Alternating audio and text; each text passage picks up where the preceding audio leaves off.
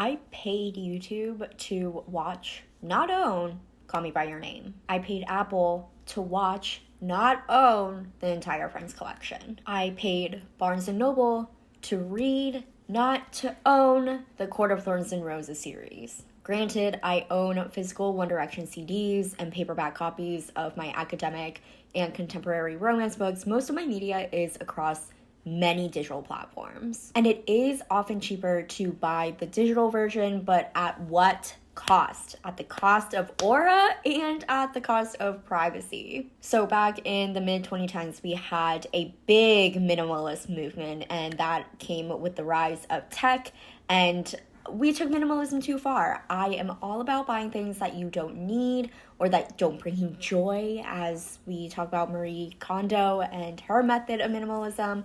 But now when we walk into someone's home, we can't browse shelves of DVDs or CDs or books. And there is that joy of getting to know somebody through their media. What did they watch as a kid that they still watch now? What books are they reading to make sense of the world around them? And what music do they put on while they're hosting dinner? We can see in Gilmore Girls, Jess goes over to Rory's house for the first time and he is looking through her books. He actually steals one of her books and puts notes in the margins.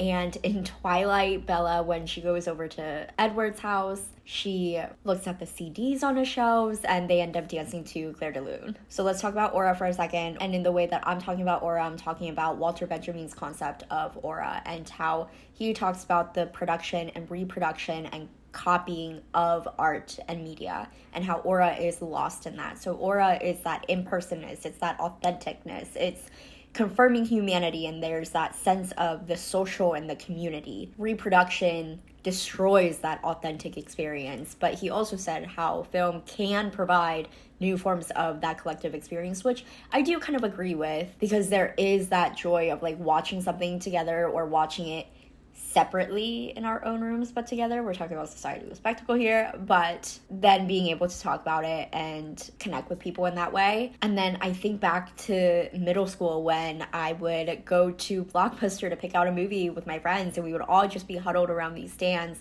talking about movies and talking about what we wanted to watch. It was a very immersive experience. And even going to Redbox, we would go and talk about the movies that we wanted to watch and grab a couple, and then we watch them together. But then also when you go to Blockbuster, you run into the same people around the same times, you run into the same cashier, all of that. Streaming media now really emphasizes how we have shifted from that community aspect to classic American ideals of individualism. So we're so isolated in our own spaces now that we pick what we want to watch in isolation. And so I did bring up society with spectacle, but bring that back in. The spectacle reunites the separate, but reunites it as separate. So we congregate on Letterboxd, Instagram stories, Reddit, or TikTok, but we do so from our own isolated spaces. I brought up Twilight and Gilmore Girls earlier, but these experiences with physical media and everyday life were reflected in media. So in Friends, Monica and Richard, they ran into each other at a video store,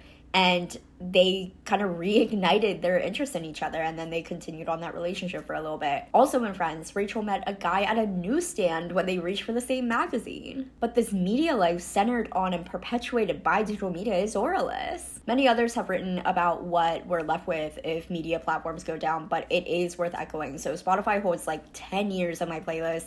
I curate the perfect playlist for cooking dinner, memorializing summers, and I would lose all of that if Spotify went away. And YouTube has a section for my favorite movies. Amazon kind of still holds all of my fun summer reads. These media companies seamlessly took over our lives, and they control the ways in which we engage with media. They make us watch ads, they take away shows and movies, only to add them back in 6 months later after you already paid for it on a different platform for $6. They personalize the marketing, so we are called to watch a show, and media companies control the ways in which we engage with art and experience daily life. Most of my sentiments apply to film and TV and music, but I also want to focus on books a little bit. So Henri Lefebvre's Critique of Everyday Life costs $30 on paperback on Verso, and then $25 on Amazon, but it costs $9.99 on Kindle. A steal, but at what cost? At the cost of Amazon collecting data on my reading habits. But not only does Amazon know what I'm reading, they know what I'm thinking, they know what I'm saying, and I know